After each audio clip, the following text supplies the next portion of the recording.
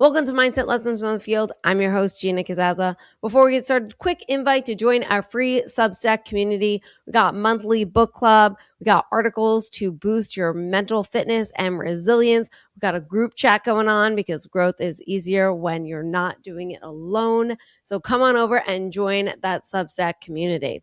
Also, if this show hits home, please leave a rating, share it, follow us on Instagram, hit that subscribe button on YouTube. Thank you guys so much. Now, one more thing before we dive in, quick shout out to our sponsor. This episode is sponsored by Empowered Lit Literacy and Beyond. It's a 501c3 nonprofit bringing author visits and confident building programs to kids. Right now, only 30% of kids are reading at grade level. Gosh, that's a scary number. And confidence drops at the age of 7. Empowered Lit is changing that, but it takes partners like you. Literacy is the entry point. Confidence is the outcome. Learn how to support them in the show notes. Today's guest is a former military intelligence officer who served in contested regions across the Middle East, supporting counterterrorism and protection missions. He later helped design the Army's training program for new intelligence officers, preparing them to operate and lead in uncertain environments. Now he brings that intelligence mindset to leaders and organizations, teaching practical framework for decision-making, clarity, and performance in complex situations. Today, he works with the company Everyday Spy. Ladies and gentlemen, I'm really excited to introduce you to Trenton Miguez. Trenton, thank you so much for being on the show. Thank you so much for having me. I'm really excited to talk to you. I mean, this bio in general, I feel like we can learn so much from. I mean, you teach practical frameworks for decision making. I mean, I kind of really just want to dive right into that because I feel like today we have so many choices that it kind of paralyzes us, and we have always a fear of making the wrong choice, right? And what is a wrong choice? It's just, and I think that paralyzes us. I want to ask you that question, and then I'm going to go back into how you got into this and military intelligence and all stuff. But I need this question answered first. Yeah. So when it comes down to decision making, people tend to apply words to it that how they feel about that decision, about those potential outcomes coming into reality, right? But the reality of it is that decisions are really binary. You even just kind of alluded to it, where there are good decisions and there are bad decisions, right? Whenever that's really not true. We know things that we make unconscious decisions about still affect us right now. We have to live with those repercussions for something we did 3 years ago. Whether it was good or bad is really our own perception of how we feel about those decisions. So in the intelligence world, we actually kind of flip it around its head and we remove the emotional aspect, where we categorize everything towards an objective, right? Things that we're trying to accomplish. And the way that we do that, we actually focus on one of two things. Is the decision I'm making right now productive or counterproductive for me accomplishing that objective? That's really what it comes down to, right? And whenever you're able to reframe everything that you could be guessing about, it becomes very binary if you think about it in that way. We have so much to talk about from that answer, but we have to start from the beginning in terms of military intelligence officer. How did you get there? Was it something you've always wanted to do? Talk to me about that. Yeah, no, I didn't even know they really existed, right? A lot of us, we didn't even know about the world of intelligence, because unless it makes headlines because the CIA messed up something or the NSA starts spying on us, right? It really doesn't make our headlines. And so the American people really don't think about the world of intelligence. But every country in the world, nearly every leading country in the world, has an entire intelligence apparatus. A long time ago, I enlisted in the military when I turned 17 as originally an intelligence analyst. I didn't even know what that meant, because wherever the hell I can go with the military was a lot better place than where I was in nowhere's very deep South Louisiana. And so I did that for a few years until I was essentially tapped on the shoulder by a former officer. And they asked me if I would go into a program called OCS, or Officer Candidate School, where you're given an opportunity to transition from an enlisted member of the military to an officer member of the military service, right? And I'll tell you that officer candidate school, there was some good rhetoric. There's some bad rhetoric about it, right? But I can tell you it's really, if you could think about or hear any of the stories about basic training, imagine turning that dial. If basic training was a 2, you can turn that up to a 10. So the detail, the yelling, the physical abuse, that isn't a thing that people talk about. Not to say that they don't do it. They definitely don't do that anymore. I might get in trouble for saying that, but so be it, right? It used to be a hardened army. You go through this process of becoming an officer, you do a little graduation, and you transition to whatever other branch. And I chose the military intelligence branch, mainly because I really liked the world of analytical thinking and what intelligence really provides you. It's really solutions to answers that people don't even know to ask. And that really intrigued me. When I was an officer, it was interesting. You're given a lot of authority, a lot of power, a lot of autonomy of decisions, but things are also asked of you. They ask you that to accomplish objectives that you're really not trained to really understand at first. And there's almost a dichotomy that you wrestle with as an officer, at least as a former enlisted member, now an officer in my own personal experience. And that dichotomy is driving towards that mission, driving towards mission accomplishment, and also in managing or leading people of all the things that encompasses, right? And what I've come to learn that in leading people is really, really hard. I'm sure you know this, right? But it was really hard to build an operation and work to accomplish a mission, but also having to manage and lead people through that mission and that accomplishment. So there was a heavy instruction when I was going through officer candidate school and military intelligence school, where there was heavy teaching about how to accomplish a mission. How can you be supportive in accomplishing those objectives? And at the time, there really wasn't a whole lot about putting that effort into understanding how to lead people. And that was really one of the first things that really changed my understanding about leading people and or just interacting with people as a whole. And it's something that we teach now is something called speaking the same language. And it's about speaking to someone where they're at their language, right? At their level. So the way that you talk with a 5-year-old is going to be different how you talk with a 35-year-old, right? But that's not just it. It's talking to someone on how they're going to receive what you're trying to communicate to them. So you really understand how someone processes that information, how you're going to deliver that, and how you're going to say that to them in a way that their value system and their energy systems are in the way of perceiving that world, how they're going to receive that message. For example, like your own audience, their value system is really oriented around community, empowerment, protection, belonging, right? Mm-hmm. Yeah. So that was a pretty powerful lesson for me when I started leading people. A couple more things that were really monumental for me that sort of bridged the gap between everyday life, but also the intelligence world, and then especially in the military. That was towards a catalyst towards my transition, is when I really understand the value of real risk versus perceived risk. And this was whenever I was in Syria, and you could name it dirt hole area of the Middle East, right? Like most of them are. It was in an area where I'm going to say not allied forces moved through that area, right? So non-US friendly forces. There was non-state actors that I can't really name, but I definitely can name because it's on the friggin' CENTCOM's webpage.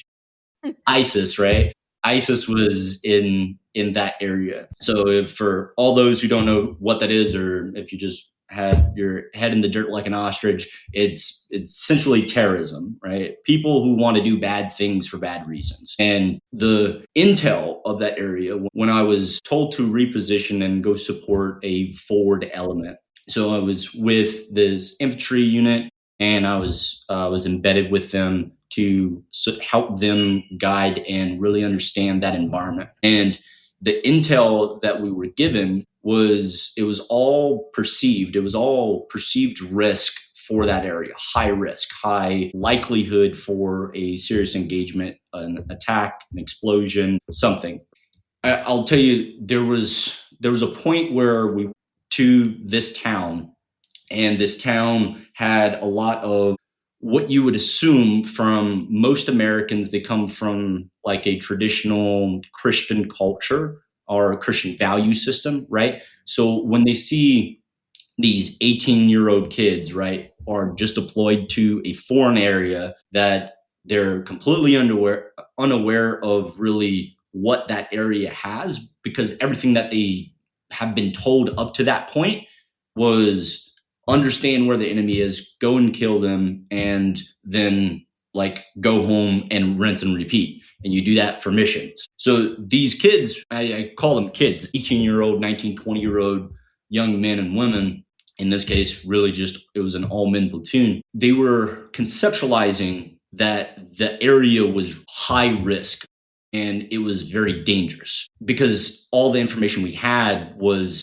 that it was dangerous. It was a really serious problem. And what ended up happening was we moved from one area to another area, and they saw a completely different culture. They didn't know how to interact with that culture. They didn't understand what that culture presented to them. So these guys were really on edge. They were really focused on reacting to a threat because they all anticipated that threat. They all perceived a risk. But what ended up happening is that we ended up leaving, and we realized that the intel was wrong, right? The previous intelligence that was collected some time ago was wrong. Now, what that told me, we ended up having to go and write reports and all of this stuff back at our little base that we were at. And during this time, there was this huge map, right? So you can imagine this map of this part of Syria, you name it, area, where you have like these green areas, you have these yellow areas, and you have these red areas. And we would be going into those yellow areas and figuring out those red areas. And that was this area, right? Mm-hmm. It was a position from what was perceived as a risk versus real risk. And that helped us completely change that dynamic, where we started testing where all of those perceptions were actually valid versus where they were not valid. And it was all perceived. So we understood that there was real risk present, but when we really dove into what we thought was bad, really wasn't bad. It was our own mindsets, or the mindsets who people who created these maps and these reports perceived where things could be bad. Right. It's really interesting that you're saying this, because I run this nonprofit and we do children's literacy and self-esteem building. And next year we have our next program, and it takes me a while to put together the programs, but the program that we're putting together to go into the schools is about critical thinking, because I feel like critical thinking has kind of been on the wayside, right? Mm-hmm. And also we're being given messages all the time, right? Without realizing that you're being programmed, right? Without questioning anything. It's like, I love a conspiracy theory. I love it. And I want to talk to anybody. I am like, can't wait. I just moved to South Carolina, but like if I was back in LA, me and my friends, I would like have a conspiracy theory party, and you must come with one with the PowerPoint presentation, because it makes you think, like it makes you question what we have been told. And I remember, I literally, this is so interesting you say this, because literally right before we jumped on, I was having a conversation with somebody about how history, I don't know what to believe. And I go, and I remember reading Fourth Wing, and they talk about the scribes and how the scribes have all the power because they record history, right? But they record what they want you to know, what they want you to perceive, right? And I want to know, like, what do you think the danger is for our kids today, where critical thinking has dropped significantly? And how can we as parents get our kids to be more critical thinkers? Yeah, that is a really hard question. And to sum it up in a small bit, we teach like entire courses. I'm like, take your entire course and put it down to 5 minutes. And these are people that are college educated, 4 years, 6 years, sometimes 12 years worth of education, that we still are in the curriculum. We still teach critical thinking, and it's not 5 minutes long. I'll tell you that, right? Well, one of the things that I'm starting to do with my nephew, because he's 4, and starting to get he asks more questions, right? Why is the sky blue? Why is that? And I'm like, why do you think? Right? What do you think about that? Right?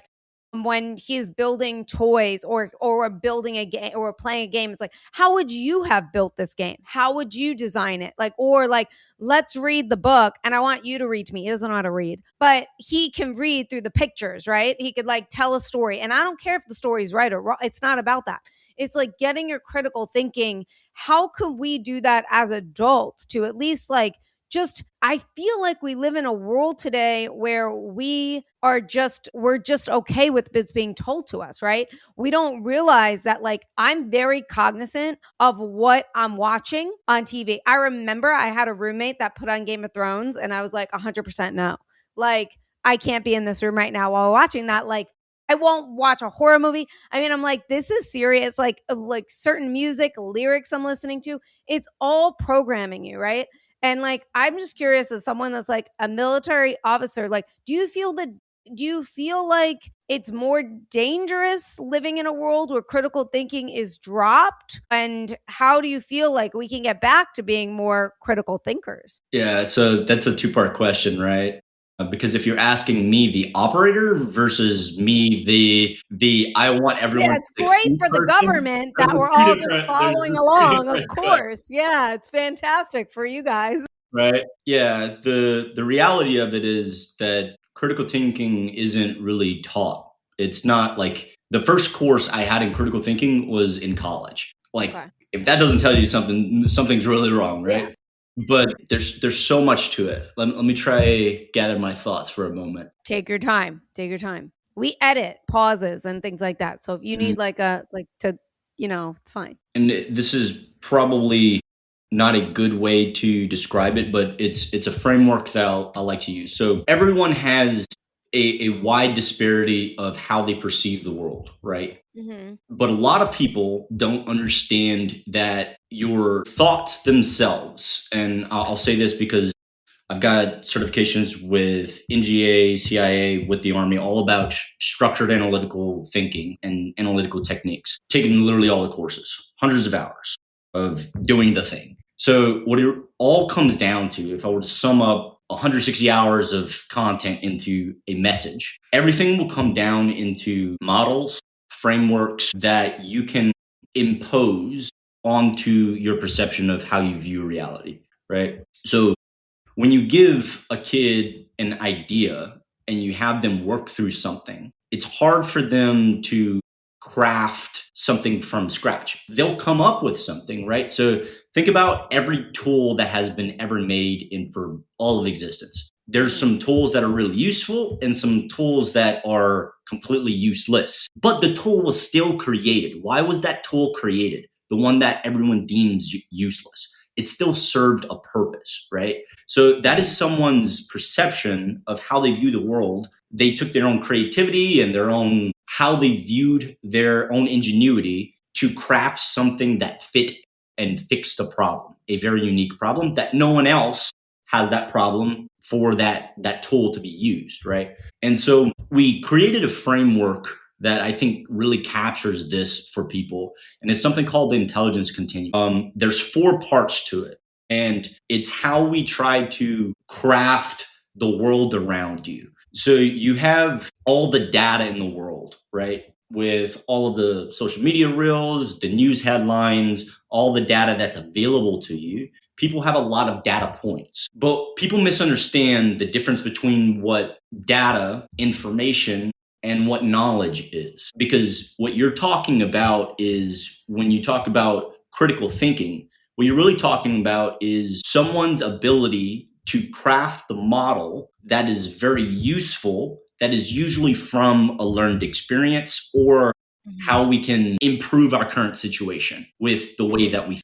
The first foundation is we have a lot of different components of thought. For like copyright purposes, you can just look up components of thought. Every thought consists of these different components. And when you take that and you realize you take all the data that's available, when you apply a context to it, you have information. And when you have that information, the information is useless, right? So think about all the news articles that you scrolled through, or all the different Instagram or Facebook reels that you went through that really didn't pertain to you, right? All of that was information. Some of it's useful, some of it is interesting, but all of it had context with multiple pieces of data. People think information is knowledge. So when they see that cool reel that talks about a news event, they take that as gospel. They take that as truth. They take that as, I know something. You don't know anything, right? You know some information that comprised of very specific context and data points. That's what you know. You don't know anything because you didn't check the sources. You didn't you didn't look at multiple different pieces of comparable data. That's not real knowledge. Real knowledge you can only achieve through learned experience or self-taught experience. So when you take that information and you apply and through experiential learning, you actually obtain knowledge. You start developing that framework. You start developing those mental models that you can start using. That is what we start calling critical thinking. People have it wrong. You don't just have critical thinking. You have to be taught critical thinking. What people have are instincts and drives, which is a whole separate conversation, right? In order to develop critical thinking, you have to have a mental model that works and works repetitively. That means it's really knowledge, someone else's learned experience that created a mental model that you can impose and use. We're going to stop right here as we're going to give a shout out to one of our other sponsors, Sphere Emoji. Quick question for you. When was the last time you gave someone a gift that actually meant something? Not another candle or another box of chocolates, a gift where every time they see it, they think of you. That's Sphere Emoji. Plushies with personality. It's saying, I got this for you because you're loved. Or I got this for you because you make me laugh. You're my giggles. You're my Lulu. They are soft, they're comforting, and a daily reminder that that person matters. With Valentine's Day coming up, Lulu is the perfect gift, mini or pillow size. And yes, the pillow size is as comfortable as it sounds. It's my favorite. So go on over in the show notes and find a Sphere emoji that matches your vibe, or just go to sphereemoji.com. Now back to our show. Interesting. That's an interesting way of putting it. It really opened up my mind. I think, okay, here's another thing too I'm curious about, is like talking about like opening up the mind, right? How would you say one, because it's like the brain will shut down. Like you just shut it. Like when you disagree with somebody, is like sometimes instinct and it just naturally like takes over. And sometimes that happens to me. And I'm always like, oh, it's happening. And I'm like, open up your mind. Like I have to coach myself to be like, just listen to what they're saying, and learn something and, listen to their perception, because again, we all have different perceptions, right? That's what a belief really is. So, it's like, and it's very hard to change a belief when it's rooted into something, right? But being able to hear somebody and understand somebody. And I mean, you talked about it earlier in terms of leading people, right? You have to be able to hear others and understand others in order to lead them. You don't always have to agree with them. You don't have to have the same beliefs as them, right? But I'm feeling like we're in this world today where those beliefs, they just shut down. Like the moment you question somebody's beliefs, the moment you have a different opinion, like anything like that, it like shuts down. And I think sometimes it's like natural, unless you're socially, unless you're aware of that. How would you say one can open themselves up to being more, like you said, that perception or that acceptance of others or understanding of another person, to be able to hear each other? Yeah, there's a few things there. So first is, I think what you're describing is really in part cognitive dissonance, and also in part like good thing, bad thing people have is something of the personality type descriptors of Ocean is what it's called. And specifically what you're getting at is if someone has high openness and high agreeableness, or low agreeableness and low openness. So that is somewhat innate. It's really entrenched in early childhood, but research is still ongoing for that. So some people, you just have to, like, it's not worth it. It's not one of those productive conversations. Yeah, I get it. Yeah. I'm not going to really get anywhere with this person. Right. Save yourself that time, that investment, go put it towards something that is productive, right? Sometimes that's what you have to be. Other times, what you're getting at is being really curious. And so in the intelligence world, the elite professionals across all of intelligence services all have the same characteristic, and that's curiosity. When you reframe, and you might have to have a sense of curiosity that is understanding how this person makes a decision, or what made that person really think through that is why they decided that, or what makes this person really believe so tangibly. When you can speak their language, what that really means, like I was talking about earlier about speaking someone's language, that's really what you're getting at. You have to have a sense of curiosity, but you also have to be able to speak their language. So understanding their values, you have to understand their perception of their worldview, right? You have to understand how and in what way did their culture impact them. You don't have to get that really deep per se, but what really helps is understanding generally two things. So I'm not just going to say some things and let you run with it, right? I'm going to give you something that you can walk away with. So the first thing I say, Myers-Briggs type indicators, if you ever heard of them, right? So it's essentially this way that people absorb and process information as it relates to their own cognitive processes. People will either think about the past and reference the now and understand like patterns or trends, or they'll want to understand a dynamic that's at play. What is actually happening? And then they'll have like a dichotomy. They'll either think about the people in the situation, or they'll think about the situation itself. So whenever you can understand if they're going to be referencing the past or talking about the now, and then they're going to be thinking about the environment of the situation, or they're going to be talking about the people, you can start setting up a framework of how you can start communicating to this person. And whenever you choose what you want to actually talk about, you do something called deliberate dialogue, right? So we do a component of deliberate dialogue.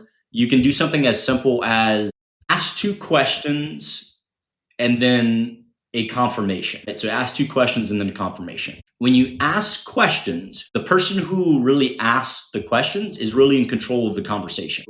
Right now, you are in control of the conversation. You choose where this conversation goes because you're the one that's going to be asking the question. So when you ask a question, that leads you to more information. When you have more information, then you can start building out their understanding, how they view the world, what they actually care about, what are their topic points, if it's shallow or if it's actually really deep and profound. When you confirm something, what you're really confirming is you're reflecting or mirroring back to them similar values where they feel heard. And when they feel heard, that allows you to just ask two more questions and then another confirmation. So you can start steering that conversation, and you can start asking them questions that actually promote critical thinking, that gets them challenging their own ideas. I have to circle back to originally, love that, by the way. I'm going to confirm that. But I want to circle back to when we first talked about decision making, because I don't want to forget this, and this just popped in. But you talked about emotions, right? And how they can impact our decision making skills. And it's something that I have a teacher. He's been on the show several times, Randy Weitenheimer, and trained special forces. And when we first started working together, he said, we have to figure out, I have to teach you how to shut down these emotions. Like, that you cannot make emotions and because you can't have them in business. He's like, you need to be able to just make decisions without emotions. And I was like, I don't think you understand because you're male, but I'm female. There are some differences between us. And we as females are emotional beings. And it's very hard for me to just shut that down. But we've been working together for a number of years where now I'm able to just make a choice. And there are times where the emotions still come up. It's just natural, right? It's like, no matter how many breathing exercises I'm doing when I am in a stressful situation, the body just naturally takes over, right? And obviously you learn to be aware of that and direct it to calm down and, but the original emotion that comes up, if you're not aware of it or have control over it, it will 100% control you, right? Mhm. And what do you teach in order to, well, first of all, I want to know what does emotional control play in sound decision making, and how do you guys teach taking the emotion out of it, or how are you taught how to take the emotion out of it to make a decision, right? Yeah. So this is going to be controversial a little bit. The first thing I'll say is that with decision making and how emotions relate, we don't get rid of them, right? Because they're there for a purpose. What emotions are is actually a pinpoint to something that you actually care about. It's something because you have an investment in something. So that's the first thing is emotions. Any emotion that you feel is because you already have an investment. You have an innate or subconscious investment in that thing. So you have productive emotions, happy emotions, and then you have not so productive emotions. Negative emotions can be productive.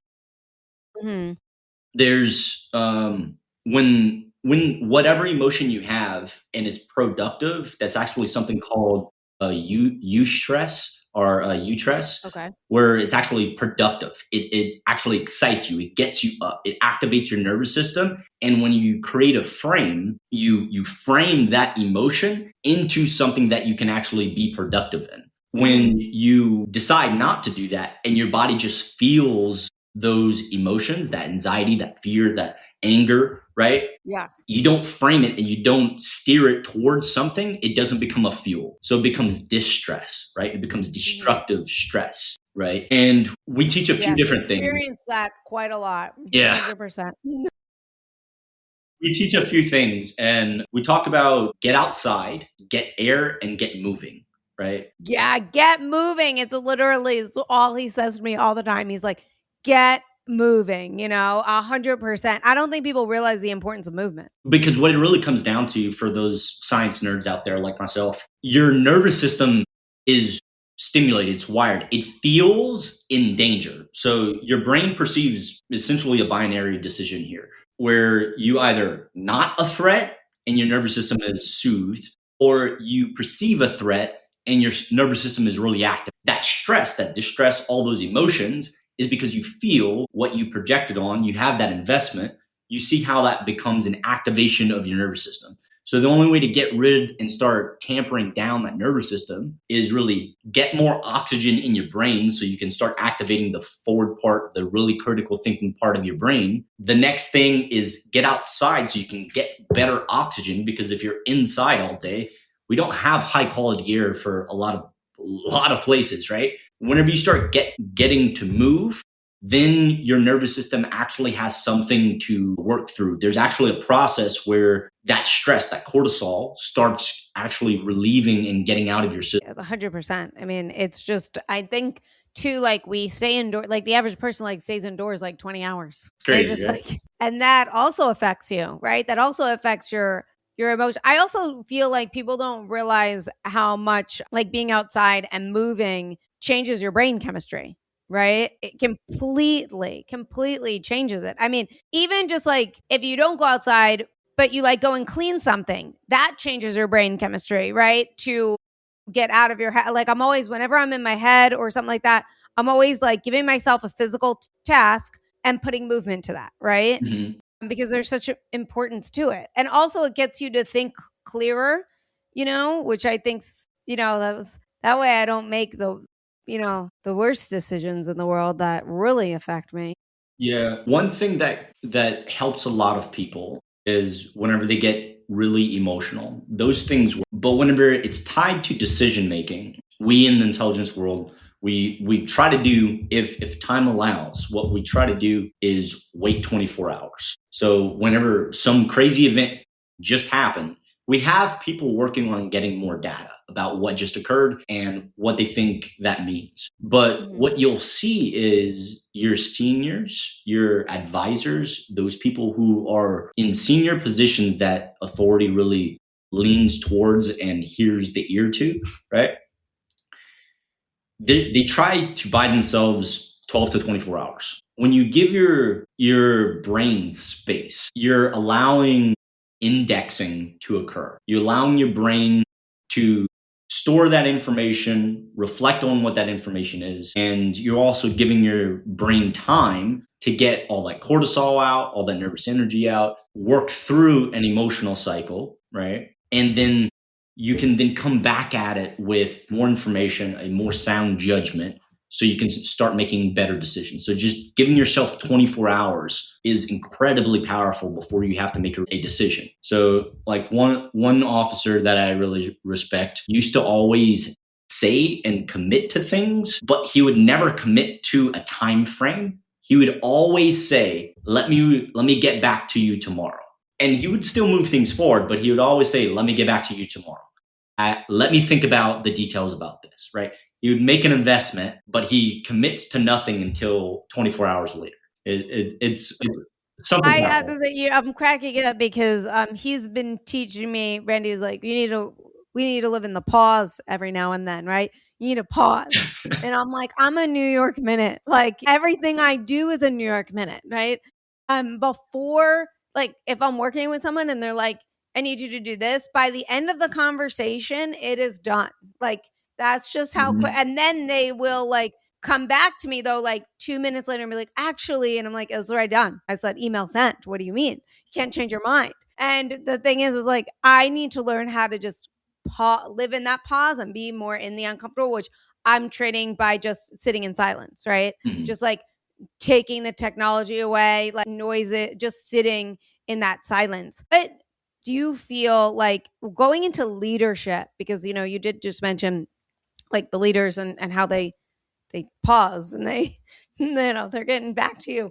What do you think the biggest mistake they make in operating in uncertain times or in uncertainty? They stop talking, right? They stop communicating with each other. They have a view of what is happening. They have an estimate, right? And then they have their own interests, their own objectives, and they've already made their plan. They already made their decision to move forward towards that objective without information, without having a full picture that could be the difference whether or not that objective, that mission, that thing that they're about to engage in is even required. So they start doing things that start shifting relationships, that start shifting entire series of decision trees.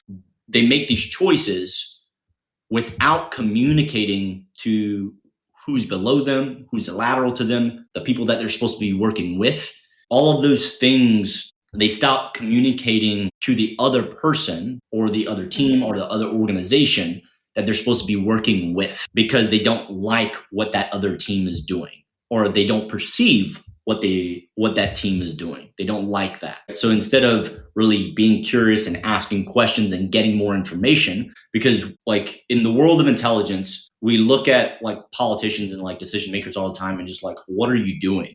The thing that is what we're experiencing in that moment is really something called information advantage. And information advantage is whenever I have more information than you, I have an advantage of making better decisions. At least that's the theory behind it, right? I have the ability to affect a greater outcome because I have more information that's at play. So when I don't share towards you, but I start asking questions, I have an advantage because I have the information that you're thinking about, but you don't have on me. Right. So you see this on the world stage. You see this in like major businesses. You see this in negotiations all the time, is how can we get more information without giving them information that will expose us? Now, that's one part of it. But like I said, is that they stop communicating entirely. That's the first thing that leads to a slippery slope, a downfall of committing entire resources, entire operations towards an objective that is really not useful. Now, I have a question in regards to information and decision making. How do you make a sound decision when you don't have complete information? So we have something called estimative probabilities or estimative language. So intelligence itself isn't facts. There's a part of that where there's a subset that includes facts, includes details. But what intelligence actually is really it's an assessment. It's an assessment of probabilities that is likely to occur that's tailored towards a very specific outcome, right? So I think a model might help you here. There's something called the cone of uncertainty.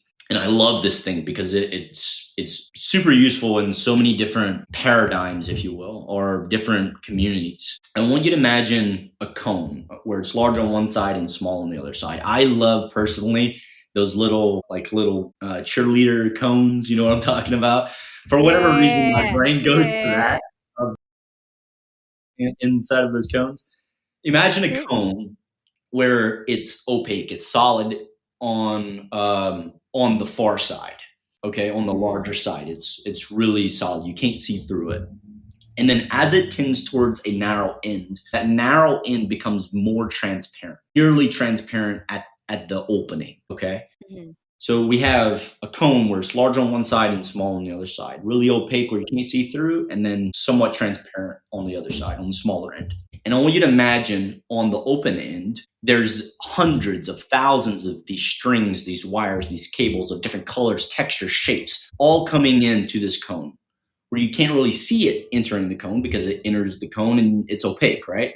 But as it tends to the small end, you start seeing only maybe 2 or 3 strings or cables or wires or whatever you want to call it. You see the color of it, you see the thickness of it, you see the texture of it. But what you're certain of is whenever it leaves that cone on the other end, through the narrow end, there's only one string, one cable, one line that's leaving that cone. You know exactly what that is because that point in time is actually the past. So all of those things are facts. Everything that we see towards in the future are estimative probabilities, things that are likely to occur with high probabilities. But the important part is we see it on the narrow end. That's the near future, right? We see it where it's about to occur. We see what's happening tomorrow. We have an estimation of what's happening next week. We have an understanding of what our business is going to do this quarter, but we don't understand, we don't really see everything because it becomes more and more opaque as we look further outward. So for all those who have anxiety, for all those who are running businesses, for all those who are trying to understand what the world is, a lens that we use in intelligence is this cone of uncertainty, where all of these things enter the cone. That's a whole lot of variables, a whole lot of brain power if you want to try and understand what is going to actually become history, what's actually going to become fact. We don't look at that. We don't look at a year and a half about this one specific topic.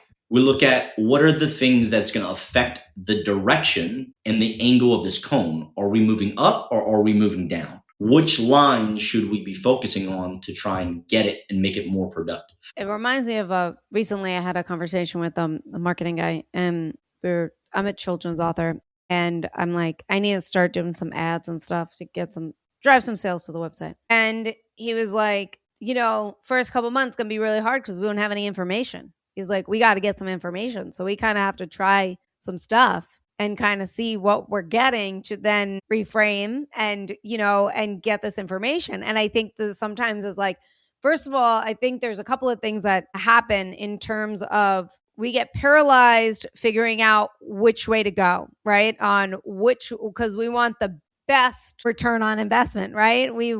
Right? Whereas I'm like, all right, this is how much I want to experiment with. I shouldn't even say lose because I might be able to succeed, right? But it's like, this is how much I'm willing to experiment with to get to those numbers, right? But it's taken me a long time to understand language because I think language plays a huge part in being able to have clarity on a decision without having so much information. Like just by me saying, changing from this is how much I'm willing to lose versus what I just said was like, this is what I'm willing to experiment with, right? To get to those numbers, you're looking at the numbers differently then. Like if it doesn't do well, or if it does well, you're able to look at the numbers through an experimentation standpoint to know which way to go versus with your framing of saying, this is how much I'm willing to lose, you're just looking at the success, right? Or the failure, right? You're looking at and when I say that, it means like the sale or no sale, right? How important does language play in decision-making or in being a lead or communicating and things like that? Yeah, we have entire 200-page manuscripts specifically for the words we use to communicate to other leaders. And then we also have like hundreds of pages of manuscript specifically to how we're going to communicate this in a report. How are we going to communicate this on an email? How are we going to communicate this to our subordinates? How are we going to write it in an order, right? We have entire books about the language that we use. So it's How incredible. good of a memory do you have? What's that? I said, how good of a memory do you have? It's like, so do you find that pressure though? Speaking of like for myself, so I used to do acting and I used to do stand-up comedy too. And now I'm a speaker, but I have like an outline for speaking. Kind of know I know what I'm going to say. I have an outline. I live the stories so it's easier for me as a speaker, right?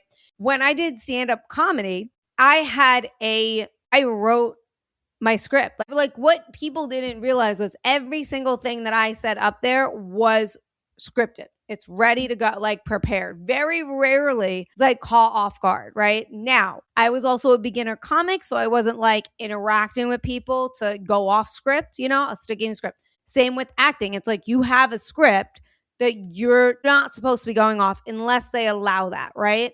It's like, for you, is there pressure there in terms of like how you're supposed to be speaking, how you're supposed to be like communicating with others? How is it, especially in the beginning? And you mentioned this early on in the show where you mentioned like sometimes the training, it wasn't like you were kind of thrown to the wolves at times, right? How does one just develop their own clarity to trust or to not get so down on themselves when errors happen or mistakes happen, because sometimes when errors happen, we get paralyzed, right? How I construct conversations and how I plan for interactions is, I'm going to say, very unique and very different from a lot of people because I blend different parts of intelligence frameworks together and it creates something very unique. But I think a visual example will be really good for a lot of people in a very simplistic way. And I'm going to steal this example from I heard Andy, my boss, Andrew Bustamante, talk about this. And he said, having a conversation with an extrovert is like having potato chips, right? You have this huge bag of potato chips where you talk about one thing and like, oh, that potato chip was pretty good. You take the next potato chip and like, that was pretty good too. You take a next potato chip and you eat that one and it was kind of burnt, kind of tastes a little funky, maybe had a hair in it, but you're just like, whatever. And then you move on to the next potato chip, right? That's what it's like having a conversation with someone who has good social skills, someone who is naturally extroverted, someone who's naturally a connected person, right? They want an investment. They want an interaction. It's very beneficial. So for all of those people out there who are stressing that they have to prepare for this exact thing to move forward, just have like one, maybe two, maybe even three topics, general topics, and maybe just one bullet point each, where you can use that as a potato chip. And you eat that potato chip and like, that wasn't a good one. I'm going to use this next potato chip. Enough potato chips, someone's going to like something you say. Others aren't going to like other things that you say. And that's okay. You're just going to move forward and eat the next one, right? I like that. I like that. Are you an extrovert? No, I'm actually a pretty serious introvert. Yeah. That's hilarious. I'm like, I took an assessment test for myself, obviously, and 99.9% extrovert. That's awesome. That's now, great. if you would have, I think if like 18-year-old me or 20-year-old me would have taken that test, it would have been like 99.9% introvert. I as a child, you couldn't, had terrible social skills. I did not speak. Like if you called on me, I would just like freeze. Whereas like now I'm like volunteer. I'm just total different person. Now, did you have a I'm going to say people tend to confuse the difference between extroverts and being social, right? Because you can meet someone who likes to be around people that gets recharged with people. Like to be around people. Throw up. I would throw up before going. Like I remember going to party with friends. It's not like I didn't even know that. I knew them all, and I would throw up beforehand. And I'm like, I had like was it social pressure? It was. I think it was everything. Like I preferred like all I think about when I'm being out is just like being on my bed reading a book. Like, Really? I'd be like, I don't want to see people. I just want to like read a book. I loved being alone. I mean, I still love being alone. But now like literally my whole personality is like, it's a weird, 180. it's a whole That's 180. crazy. Yeah. Yeah, I know. So I had to ask you our final question on the show. What can we do as individuals to strengthen their mental fitness to tackle those everyday challenges that are inevitably going to come our way? Something that is incredibly powerful that I've seen every, I'm going to say, respectable leader do. And every intelligence officer, every case officer that I've interacted with, they all do the very same thing.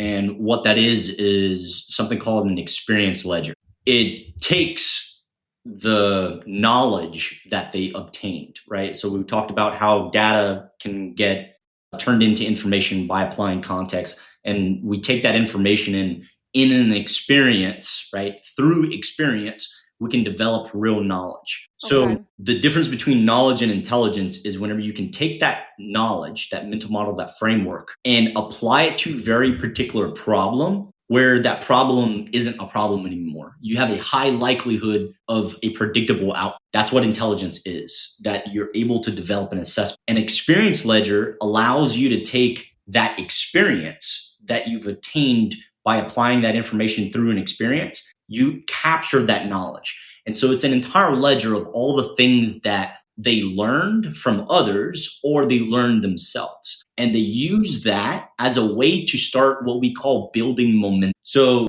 when you start, let's say, a new business, because of the experiences you've had and your network of people who also have those experiences, you understand exactly the things that you need to pay attention to that's going to start building you a profit margin, and the things that you don't need to pay attention to that is going to be a waste of your ROI, right? Same thing in personal relationships or your professional relationships. You have things that is going to move that ball forward, that's going to make things productive, or things that are going to make things counterproductive.